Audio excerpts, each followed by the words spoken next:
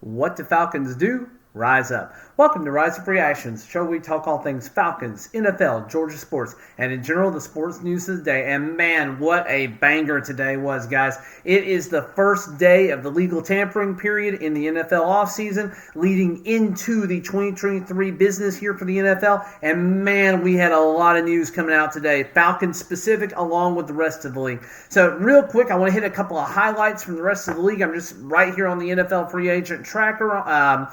Right out the gate, don't see anything that's really crazy from the Bills. You have the Dolphins signing Mike White to be the backup, so there's another quarterback off the board. You have the New England Patriots who made a deal with us, which I'll talk about in a minute. Let's see here. The Jets, Quincy Williams re-signed. Chuck Clark was acquired in a trade with the Baltimore Ravens. Greg Zuerlein, the kicker, is going to be there. Let's see here. We don't have any news on Baltimore. Bengals really didn't do anything really exciting. Jermaine Pratt is re-signing with them. You don't have a whole lot going on for the Cleveland Browns. They've been able to sign a couple of guys. Let's see here. Patrick Peterson is going to be signing with the Steelers. That's kind of big news, relatively new. The AFC South made a bunch of big moves here with the Houston Texans getting a backup, or what will be a backup quarterback in Case Keenum. And then they also were able to get a deal done with Robert Woods. I actually thought that might have happened yesterday because I feel like I already knew about that one, but he's getting a 2-year deal. Colts didn't really get a whole lot done. The Colts have probably fallen the most in the last couple of days with the news of Carolina getting the number 1 overall pick. The Jaguars really didn't do a whole lot. The Tennessee Titans, they got Andre Dillard for a 3-year, $29 million contract. AFC West, you have Jarrett Stidham signing a 2-year deal with the Broncos. Ben Powers, that's a big signing for him as a guard. 4 years, $52 million for the Broncos. Another one, Mike McGlinchey. They are building up that offensive line, an $87.5 million deal for their offensive tackle with $50 million guaranteed. So that's a big deal for them. So basically, Denver is building up their offensive line. Jawan Taylor, another big offensive line signing for the Chiefs in that same division. Probably the biggest news of the day. 2 big things that came out other than those kind of offensive line signings, which are never sexy for the AFC West. The Las Vegas Raiders. Jimmy G is officially off the board, $72.75 million 3-year contract with the Las Vegas Raiders. So I don't know that he's necessarily an upgrade from Derek Carr, but he definitely has upside and will be a solid quarterback for him. Look for Devontae Adams to have a pretty solid year overall, though I think his connection with Carr in the games that they played really well together was better. And the other big news out of the Los Angeles Chargers, after failing to get a deal done, Austin Eckler is seeking to be traded, or to at least talk about a trade. So that kind of wraps up the AFC. Then you have the NFC, and again, I'm going to get to us, I promise, guys, but you have the NFC East. Cowboys didn't make any big moves. Sterling Shepard agreed to a 1-year small deal with the Giants. Really not a whole lot else going on from them. Jason Kelce, a center, probably the best center left in the free agency. He did agree to, or is trying to work out a deal with the Eagles to stay with them and probably retire with them. You have the Washington Commies making some deals for the offensive line, some offensive line players here. Andrew Wiley and Nick Gates, they both got deals done in the last 48 hours. Then Cody Barton got a deal as a linebacker. David Mayo got a deal at linebacker. Really nothing crazy there. Then you have the Chicago Bears. In addition to their major trade earlier in the last 5 days, they did get Tremaine Edmonds, former Bills linebacker, really freaking fracking good player. $72 million over 4 years, $50 million of that is guaranteed. That's one of the biggest signings of the day for sure. Then you go to the Detroit Lions. Not a lot going on. Craig Reynolds, who's a running back, that he was featured on Hard Knocks, and the team just seemed to really love him. So hopefully he makes the team when we go to the offseason training camp again. Otherwise, not a lot of big deals there. Green Bay Packers, I know Tom Grossi is very happy about getting Keyshawn Nixon back as a return guy. They had a lot of struggles with Amari Rodgers before he got cut last year, so I know that Tom is very happy. I saw his video earlier, so I don't know a lot about the guy. I'm going to assume it's a good deal. And then the Minnesota Vikings, I don't know who the heck Josh Oliver is. I just don't recognize the name. He's not a fantasy-producing tight end, but they agreed to a 3-year, $21 million deal with him. I'm going to come back to the NFC South. Let's hit the West real quick. Not a lot of big deals. Obviously, Jalen Ramsey got traded over the weekend to Miami for a third-round pick, which kind of is much less than what he's actually worth. The big deal here in this division, San Francisco got one of the guys that I think that we were targeting pretty heavily in Jason Hargrave. He got a 4-year, $84 million deal, $40 million guaranteed. Fairly team friendly if they front load that contract. So definitely a solid signing for them. And then we already knew about Geno Smith for the the Seahawks, and Arizona didn't make any big moves. All right, I'm going to build up to us, but let's start with Carolina Panthers in the NFC South. They've got Von Bell for a deal. We don't know how much money that's going to be worth. Shai Tuttle did agree to a $19.5 million 3-year contract on the defensive line, so another guy that we are very familiar with as Falcons fans. Bradley Bozeman, a solid center for the Carolina Panthers, re-signing for a 3-year, $18 million contract. Then New Orleans Saints, not a whole lot of moves made today. I think today might have been the Jawan Johnson signing. It's kind of hard to keep up with. But to my friends, Dr. Reiner, Dr. Gupta, some of the guys that I used to hang out with down in the Mobile area, hopefully you're stoked about Derek Carr coming to your team. And again, sorry, but the Falcons have poached a little bit of your talent. Tampa Bay, Jamel Dean, a guy that I was kind of hoping we might get at corner. He is going to be re-signing with the Buccaneers, so we won't have a chance to get him. I don't know what money they're going to be signing him with, just like I don't know what money the Saints are signing Derek Carr with. But, hey, that's just the way the cookie crumbles here. But now, let's move on to the main course, what you all came for, the Falcons making big-time moves, baby. We got Chris Lindstrom coming back on a 5-year extension. Now, I had to write this down because the free agent tracker doesn't keep up with every detail on this, but I tried to find as much information as I can. So, Chris Lindstrom, $105 million, $63 million is guaranteed, 5-year deal. He is the highest paid guard in football, and deservedly so. He has played incredible football. He's been a Pro Bowler every year that he's been with us. Deserves all pros every year, but I don't know that he's gotten that many of them.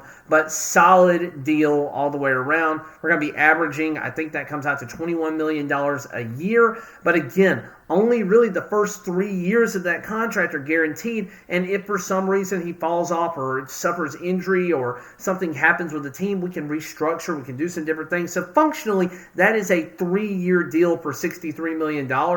And then the other 2 years, if he's still playing solid ball, then, hey, we've got him, and we've got him at more or less a discount as the cap is expected to go up year after year after year.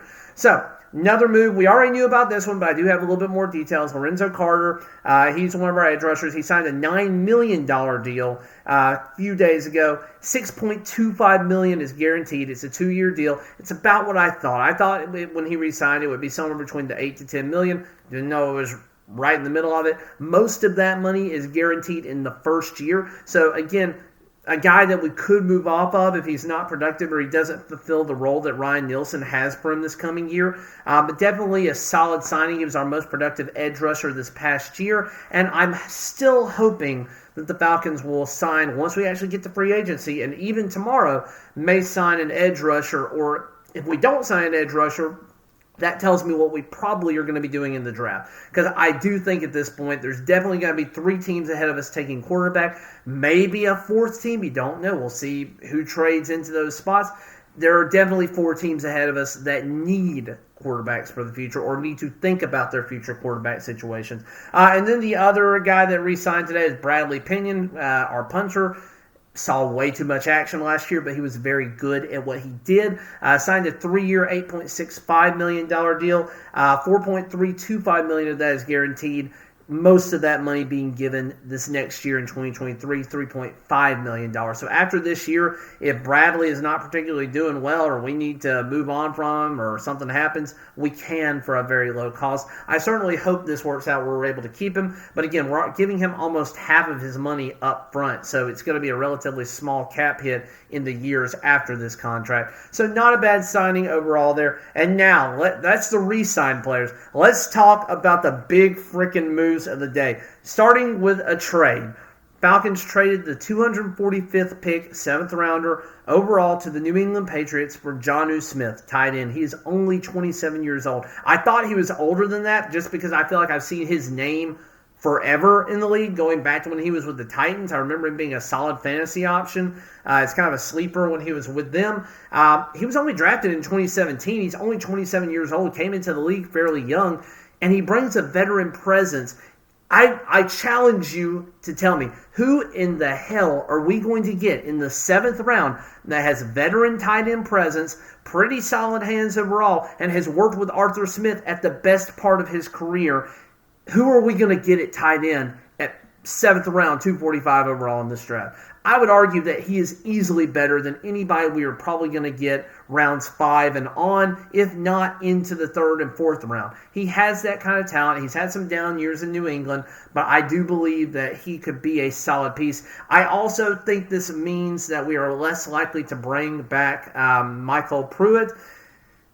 Don't like that as much, and here's what I really don't like about this deal. We will have to pay Jonnu $10 million this year because he signed a big deal with the Patriots. So we do owe him $10 million this year. He has $21 million left on his contract, but that last year of the contract, where he would be paid $11 million, is completely voidable. So he may be just a 1-year, 7th round guy that we bring on. If he plays well, he's certainly worth the money next year. If he doesn't, then hey, no harm, no foul. We paid $10 million to have a solid veteran tight end on the roster this year, and then we can cut him for no dead cap space. So a win-win either way. But again, he'll get $10 million this year. He is due the entire $10 million, and then he'll be on the hook for $11 million if we keep him, but we are not indebted to give that money to him at all. Now, the two biggest moves of the day, we're going to go in the order that they came. You have David Onyemata, defensive tackle for the Saints, who has played very good football overall for the most part. I believe there was a PED issue with him at some point in the last couple of years, but he had 5 sacks last year. He played all 17 games for the Saints last year, and he has been a presence in the center of their defensive line. We finally got Grady Jarrett some help. He's been begging for it. We finally got it for him, and I think he's a solid guy overall. The contract is going to be, I think, $35 million for 3 years with, I forgot how much of it is guaranteed. I think it's like 24.5 million of that is guaranteed. So basically, same type of deal. The first 2 years of money are guaranteed, and if he sucks, if he's bad, we have an out in year 3. And we can really structure this however we need to for the actual payment of that. But we could say that we're going to pay him 13 or whatever it is, $13-ish million a year, or we could front load that $24.5 million or backload it, or just kind of move it around to make cap room for other big placeholders here. So a guy that I think we all wanted, Jason Hargrave, didn't happen. This is a solid pick because Ryan Nielsen has had a chance to work with David since he entered the league. He's entering into his 8th year overall, his 8th season. This is a pretty solid signing. He'll be 33 at the end of this contract. He's 30 years old going into this season.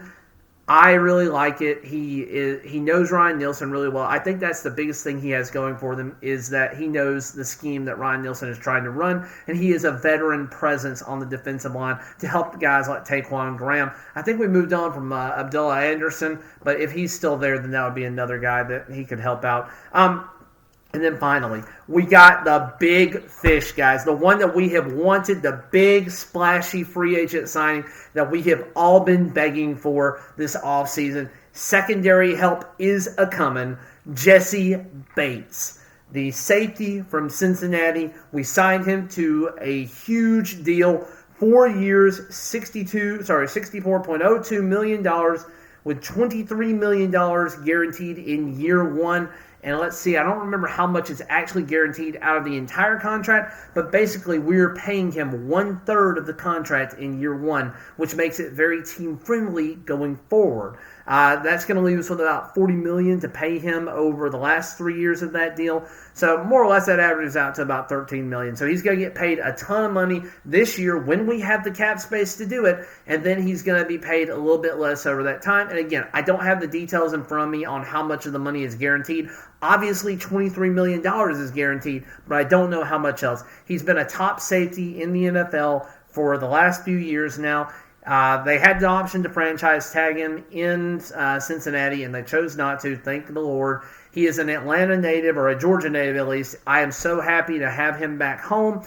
Welcome, Jesse Bates. Rise freaking uprise. So, with that in mind, there's still a large amount of guys that could be signed going forward in the NFL free agency. We're still waiting on some of the top edge rushers to go. I don't think a lot of them have been signed yet. And again, I am not going to make any decisions on what the Falcons need to do in the draft until we get through the next week or two of free agency. It will really say a lot about where the Falcons' heads are at if we draft, if we sign a bunch of defensive players, if we keep building the defensive line, keep building the trenches.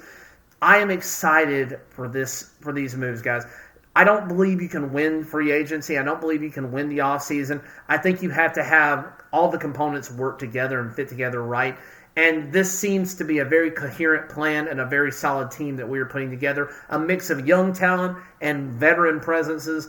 I cannot wait to see what we do next year. Our division is wide open for the taking. Any team could end up being the number one team in that division. And again, I love these moves. I'm sorry this has gone on so long, and I'm sorry that I've kept the Falcons to the end because I know all of you really just wanted to hear that part. But thank you so much for watching to the end. If you made it this far, please consider liking, sharing, subscribing. I'm trying to reach 500 subscribers by the time I get to the end of next season. If I get more than that, hey, great. I'm loving it. But I would really love to hit that number at some point in the next calendar year. But guys, thank you so much for watching, and as always, rise up.